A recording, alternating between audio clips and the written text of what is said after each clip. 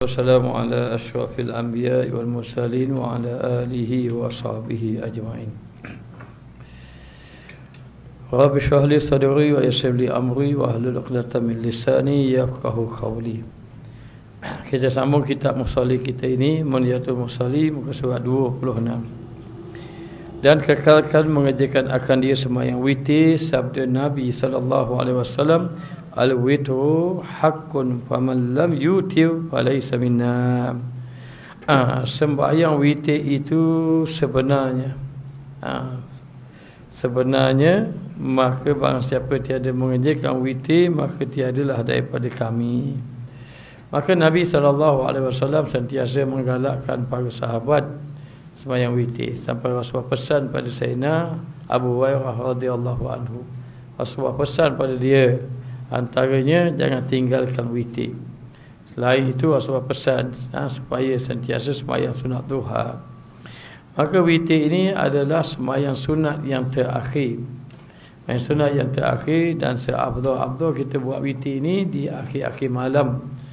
Kerana sesungguhnya bila kita buat di akhir malam, sebelum pada itu banyaklah kita boleh buat sembahyang ibadat-ibadat sunat yang lain. Hanya berlaku di tempat kita kadang-kadang orang sembang tarawih. Main tarawih 20 rakaat campur dengan 3, terus disambung dengan 3. Maknanya dia sudah menutup dirinya dengan sembahyang sunat. Sembahyang sunat witir. Dan sembahyang sunat witir ini adalah sunat penutup pada sembahyang sunat yang lain. Maka bila saja dia sudah sembahyang sunat witir, maka dia sudah tidak afdal lagi sembahyang sunat yang lain. Nabi SAW bersabda, la witrani fil laili. Tidak dua witir dalam satu malam. Jadi jangan buat dua witir dalam satu malam, seperti buat sekali sebelum tidur, lepas tu bangun buat pula sekali lagi. Jadi sesiapa yang berkeinginan untuk bangun pada waktu malam untuk sembahyang tahajud dan ditutup dengan witir, maka janganlah dia sembahyang sunat witir. Jangan dia sembahyang sunat witir. Andai kata dia ada niat untuk nak buat sembahyang sunat witir, sembahyang tahajud dan witir, dan dia tidur malam itu tidak buat witir sebab nak bangun lewat malam lagi untuk sembahyang sunat, tiba-tiba Allah tidak kejutkan dia, maka dia mendapat pahala di atas niat dia tadi. Seperti maknanya dia telah melakukan sembahyang sunat witir. Dia ada niat nak buat witir, tapi dia tak terkejut. Kalau dia tahu dia tak terkejut, maka dia buat selalu. Maka bagi orang yang kata saya buat lalu witir ni, sebab apa? Sebab saya takut tak kejut. Persoalannya, adakah kamu ingin bangun pada waktu malam? Kalau dia kata, ya saya nak bangun pada waktu malam. Kalau nak bangun pada waktu malam, tak payah buat witir. Kerana apa? Kerana witir sembahyang sunat yang penutup pada sunat yang lain. Afdalnya di akhir. Bagaimana kalau kita ini dah sembahyang, dah sunat witir? Macam mana? Maka ada beberapa pandangan. Ada pandangan kata, dia kata boleh buat satu, jadi genapkan ganjil witir dulu. Lepas tu baru sembahyang sunat yang lain. Pandangan ini ada dalam kitab Bahrul Mazi, jilid 56 ataupun 34 gitu lah. Ada kata pandangan itu. Maka dia kata buat satu dulu, lepas pada itu genapkan witir. Maknanya jadi tak witir lagi lah. Maka sembahyang yang lain akhir sekali nutup dengan satu. Jadi tutup dengan satu. Maka ini pandangan ini dhaif, lemah. Boleh juga buat. Ada yang satu lagi ditanya lagi, dah macam mana sudah buat? Maka kalau sudah buat, maka bangun jugalah dah malam itu waktu tahajud itu afdal. Rugilah bangun. Kita bangun tak sembahyang, maka buatlah tahajud. Maka jangan lagi buat witir. Jangan lagi buat witir. Kenapa tak buat witir dah? Buat tahajud. Sebab Nabi kata dah, jangan ada dua witir satu malam. Jadi ambil kaedah tu. Kaedah tu buatlah tahajud tanpa witir, sebab witir waktu malam. Maknanya. Ada satu lagi caranya, satu lagi pandangan. Pandangan yang satu lagi, biarlah bangun tu malah dibuat witir dah, macam tak buat witir lagi. Maka buat tahajud, buat tahajud, lepas tu tutup dengan witir. Sebab Nabi sebut, jadikan sembahyang witirnya sembahyang yang penutup. Jadi yang afdalnya macam mana? Yang afdalnya jangan lagi buat witir kalau nak bangun malam. Maka kita di sini menjadi amalan kita bertahun-tahun di madrasah kita ini, sembahyang tarawih 20 rakaat. 20 rakaat, kemudian tidak ada lagi witir. Kalau nak bangun habis tu nak buat witir atau pulang. Kita tak buat lagi witir. Kenapa? Kerana di madrasah kita bulan Ramadan kita berqiyamul lail daripada 1 Ramadan, maka kita tutup dengan witir. Tutup dengan witir. Maka sembahyang witir ini afdal. Banyak mana kita boleh sembahyang witir ni. Maka dia kata al-witru haqqun, witir ini benar. Maknanya datang daripada Nabi. Faman lam yutir falaysa minna. Siapa yang tidak witir bukan daripada kami, kata Nabi. Bukan daripada golongan kami. Bukan daripada golongan orang-orang yang mengejar maknanya kelebihan di sisi Allah Subhanahu Wa Taala sebagaimana golongan para sahabat Nabi. Maka golongan sahabat Nabi, golongan salafus saleh, golongan salih, golongan aulia, mereka menjadi amalan witir.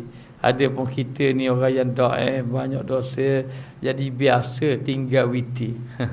Bukan biasa buat witir, biasa tinggal witir. InsyaAllah ada rajin nanti buat witir. Baik. Dan sebanyak-banyak witir. Witir ni ganjil sebanyak-banyak witir berapa? Sebanyak-banyak witir adalah 11. 11 rakaat. 11 rakaat. Dan sekurang-kurang witir berapa? Sekurang-kurang witir 1. Hanya kita buat di sini witir 3. Nampak 1 pun tak apa, tapi itu adalah sekurang-kurang. Sekurang-kurang witir 1 rakaat. Biasa 1 rakaat ini dibaca dengan 3 kul biasa. Qul Allahu ahad, qul Allahu falaq, qul a'udzu binnas. Maka dikatakan bahawa itu sekurang-kurang. Tetapi saya gialah jangan dikerjakannya serakaat. Kata pengarang kitab kita. Janganlah dikerjakan 1 rakaat walaupun 1 rakaat itu sekurang-kurang. Walaupun 1 rakaat. Kenapa? Kerana khilafu aula. Apa makna khilafu aula? Khilafu aula ni maknanya menyalahi yang utama. Dia antara makruh, sunat, tengah-tengah tu khilafu aula. Khilafu aula ni dia menyalahi yang utama. Dia ada satu lagi hukum, bukan kata makruh. Makruh terpecah 2, tanzih dengan tahrim. Lepas pada makruh tu sunat, wajib, sunat, makruh. Antara sunat dengan makruh tu tengah tu ada lagi punya khilafu aula. Menyalahi yang utama. Maka kalau boleh jangan buat 1 rakaat. Kecuali nak buat macam mana, terlalu letih. Dia semangat semayang tahajud, letih nak buat witir. Dah buat kan tak boleh juga kan, tak sempurna. Maka dibuatlah juga witir 1. Kalau ada kekuatan, kemampuan, elokkan yang buat 1. Katanya pengarang kitab kita ini. Kerana khilafu aula. Apa makna khilafu aula? Menyalahi yang utama. Dan tiada mengapa ia simpankan sekurang-kurangnya akmal yang sempurna 3 rakaat. Sebaiknya 3 rakaat. Dibaca ayatnya pada rakaat pertama, kemudian daripada Fatihah baca sabbihisma rabbikal a'la. Panjang dah tu. Witir sabbihisma rabbikal a'la. Biasanya kalau sabbihisnya biasanya dengan hal atas lah. Tapi kalau tambah hal atas ambil ayat khas. Sabbihis dengan apa? Dengan kuliah.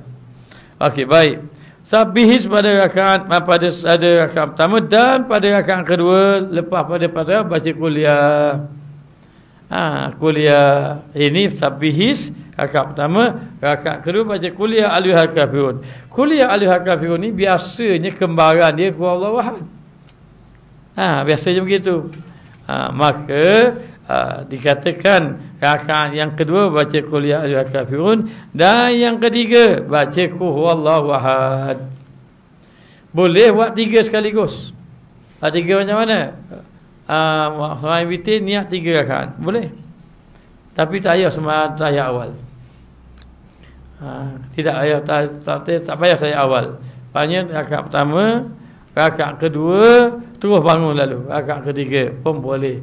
Tapi yang afdalnya bila kita buat malam, salatul laili masna masna. Sembahyang malam dibuat 2-2. Bermakna kalau nak buat 5, 2-2-1. Kalau nak buat 3, 2-1.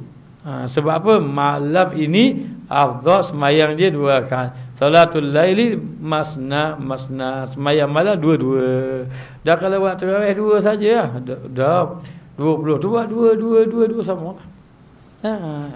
Okey, baik. Dan rakaat ketiga baca qul huwallahu ahad. Boleh juga baca dengan 3 qul huwallahu ahad, qul huwallahu falaq, qul bin nas. Demikian lapas niatnya sunat witir. Niatnya apa dia? Demikian lapas niatnya usolli sunnatal witri raka'ataini lillahi ta'ala. Saja kesembahyang sunat witir 2 rakaat kerana Allah. Asalnya yang afdal kita sembahyang witir, asalnya afdal di rumah. Sembahyang seorang lebih afdal. Tapi tahajud begitu juga afdal, kita sembahyang di rumah afdal. Tetapi kalau sembahyang rumah dak jadi mana? Sembahyang di rumah tak jadi mana? Maka bila dah jadi begitu, jadi kalau kita sembahyang di rumah jadi sikit, 2 rakaat nak tidur sambung tidur balik. Maknanya dan sembahyang pun jadi tak bersungguh. Tiba-tiba kita buat jemaah ramai-ramai di masjid, jadi semangat lagi. Sembahyang pula kalau 10 rakaat tu rasa sikit lagi. Kalau dia nak 20 dan buat 20 rasa sikit, kau boleh nak 100. Contoh. Jadi ketika itu sembahyang berjemaah lebih baik daripada sembahyang witir di rumah. Asalnya afdal di rumah. Tetapi bila buat di rumah, jadi tidak maknanya tidak mendapat banyak dalam beribadat, boleh buat berjemaah. Okey, baik. Kemudian ingat dikatakan bahawa sembahyang sunat witir ini amat penting sekali. Nabi pesan kepada Sayyidina Abu Hurairah radhiyallahu anhu supaya jangan tinggal sembahyang sunat witir. Maka begitulah orang-orang soleh, mereka mengerjakan sembahyang sunat witir. Dan ada lagi, dan setengah daripada sembahyang sunat yang muakkad, sembahyang sunat yang amat dituntut pada duha, yakni sembahyang sunat duha. Sabda Nabi sallallahu alaihi wasallam, man hafaza ala syafa'ati duha, ala syafa'ati duha ghufirat lahu zunubuhu wa in kanat misla zabadil bahri. Barang siapa memelihara atas 2 rakaat duha, 2 rakaat duha istiqamah, lebih afdal daripada 4 sekejap 8 lepas tu tak istiqamah. Mulakan dengan istiqamah 2. Dia cara dia begini. Ini kita ambil daripada Habib lah. Dia bagi tahu, kalau kita nak istiqamah dalam ibadat sembahyang sunat duha, kita nak istiqamah, dan kita sudah tahu ada fadilat sembahyang sunat duha ni, maknanya lebih pada 2 rakaat. Boleh dibuat 2, boleh buat 4, boleh buat 6, boleh buat 8. Semakin banyak semakin besar pahala. Tapi kita biasa tak? Kita tak biasa. Baru nak start. Kalau baru nak start, tidak digalakkan terus 8, tak galak. Jangan terus buat 8 walaupun fadilat besar. Nanti buat 8 hari ni, besok tak buat-buat. Jadi cara nak beristiqamah dalam ibadat ini, kita mulakan dengan sikit dulu tetapi istiqamah. Tahu 8 boleh, 6 boleh, 4 boleh, tahu apanya. Tapi biar nak buat 2 dulu. 2 tu lama mana? Catat. 1 Ramadan baru start sembahyang sunat duha.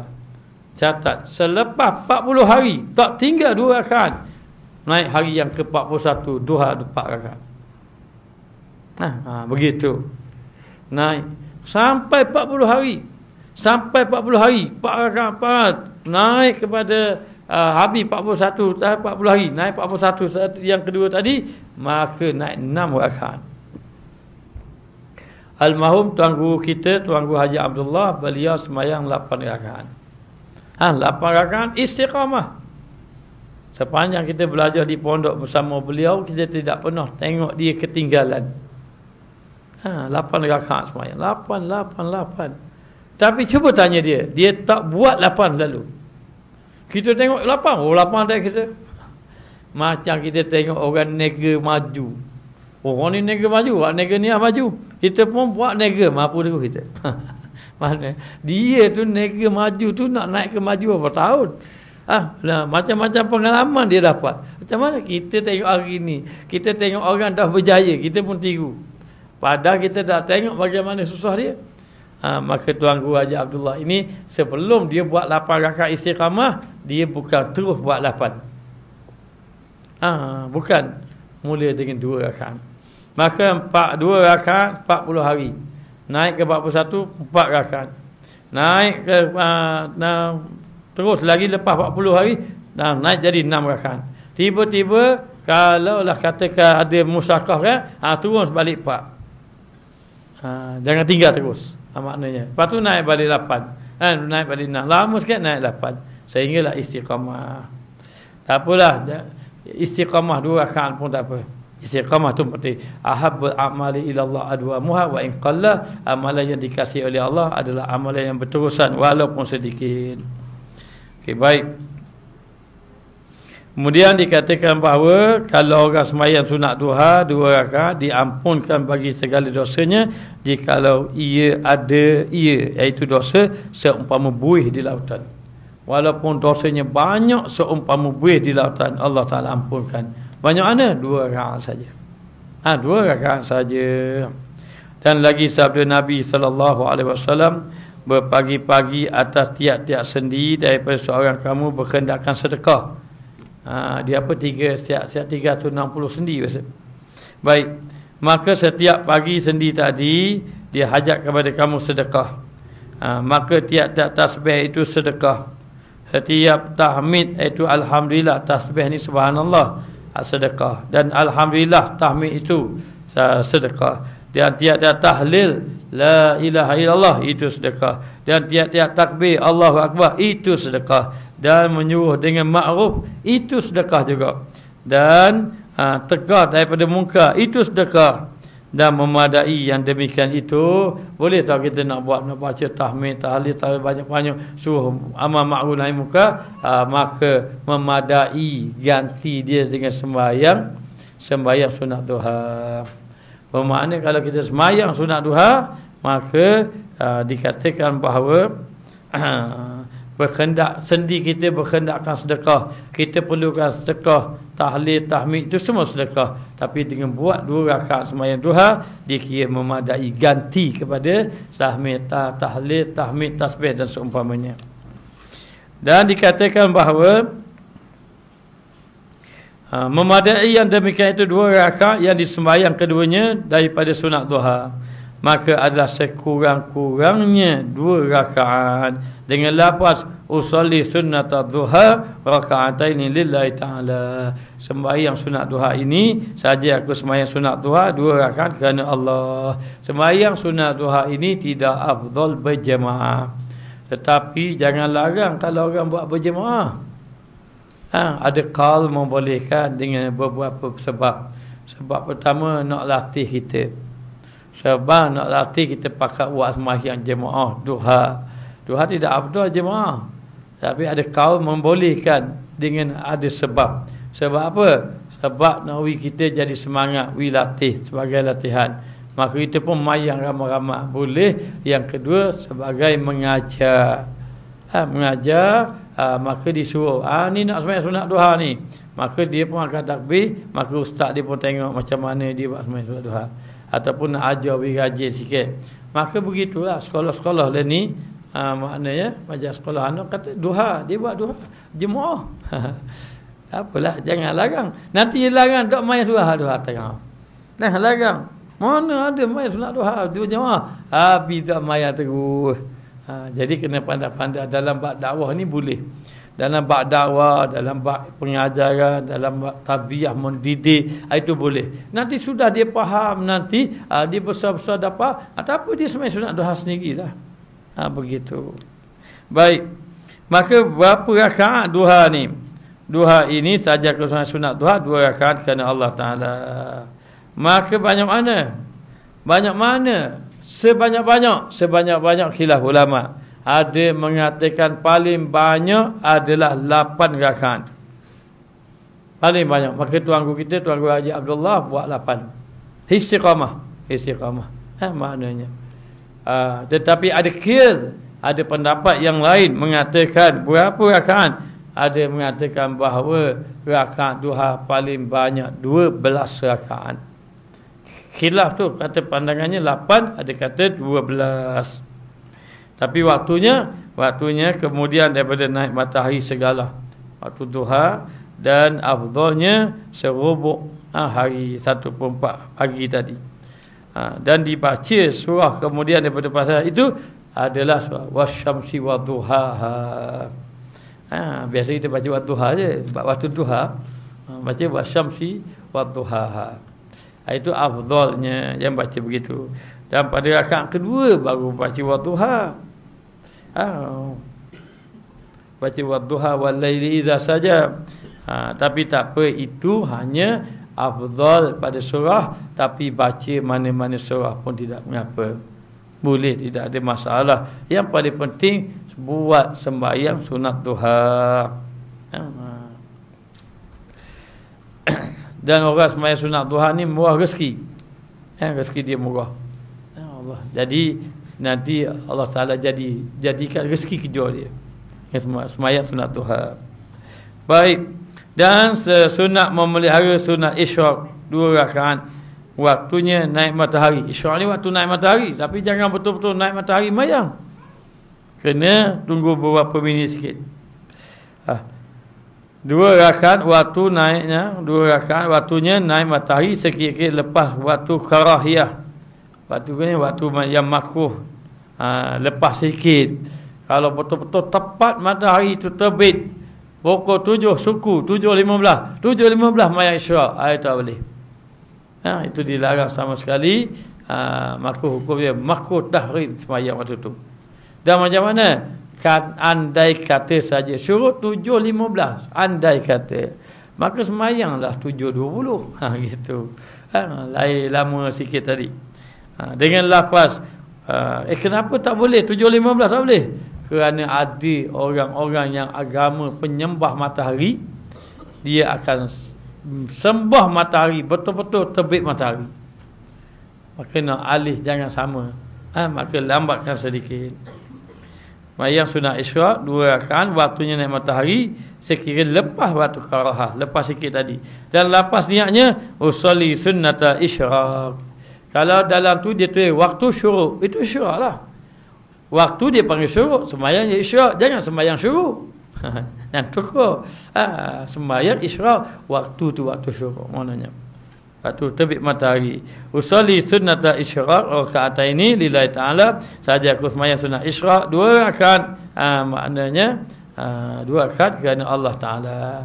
Sunat isyraq 2 rakaat. Rakaat pertama baca qul ya ayyuhal kafirun. Rakaat kedua baca qul Allahu ahad.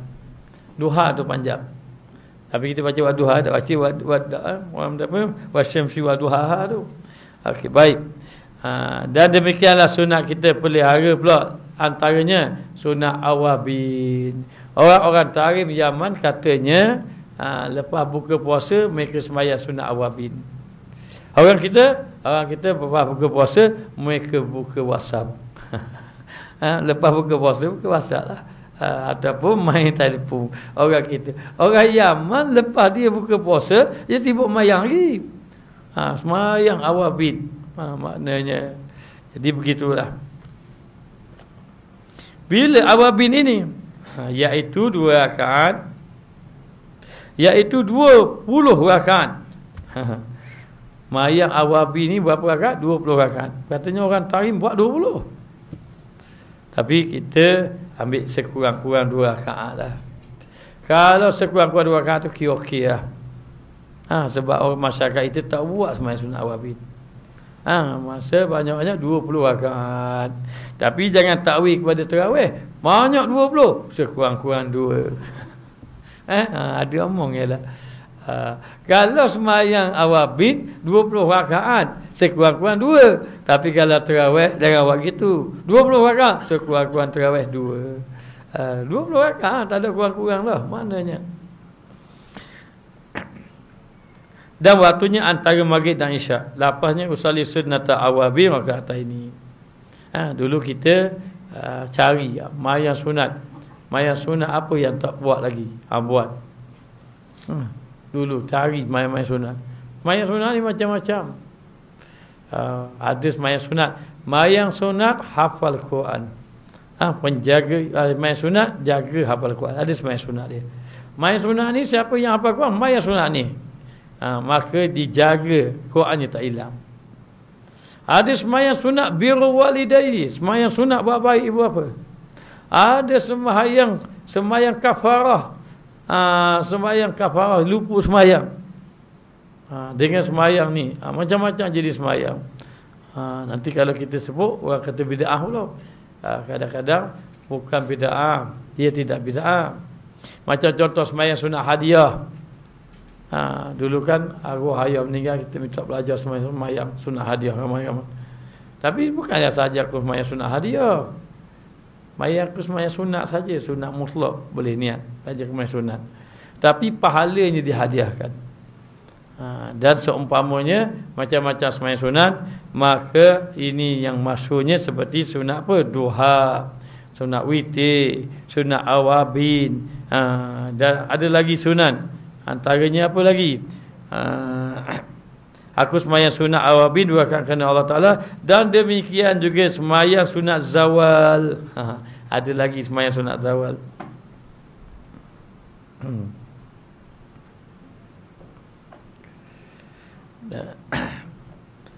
Usalli sunnat az-zawal wa ka'ataini lillahi ta'ala. Zawal ni biasa kelinci matahari.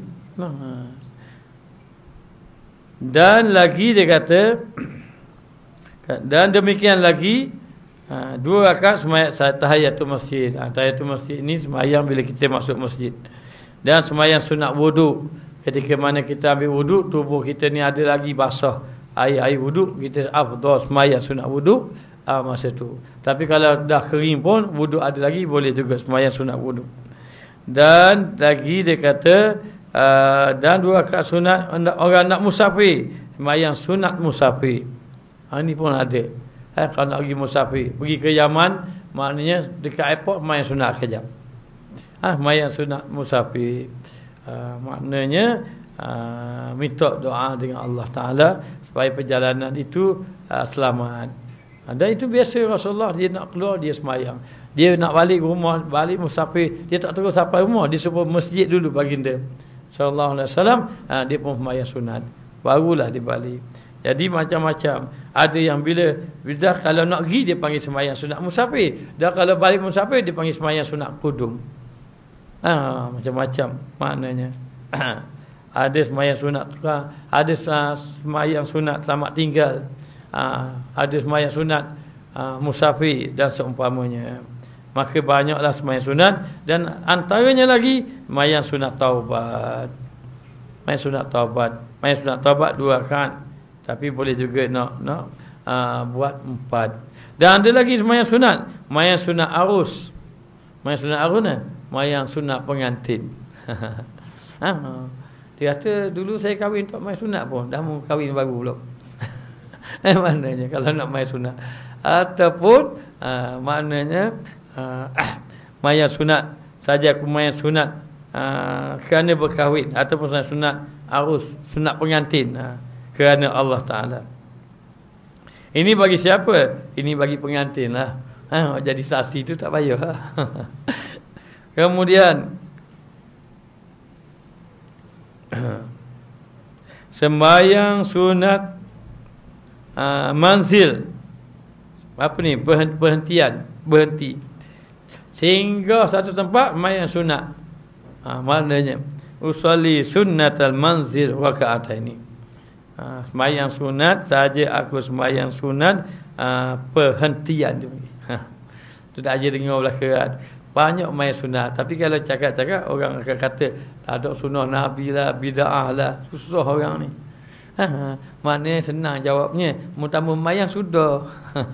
Jangan bid'ah kau kan sudah. Banyak lagi. Dan sembahyang sunat ihram, sembahyang sunat tawaf, itu dan juga. Dan sembahyang sunat istikharah. Sembahyang sunat istikharah. Kalau kita ada pilihan. Kalau tak ada pilihan tak payahlah istikharah.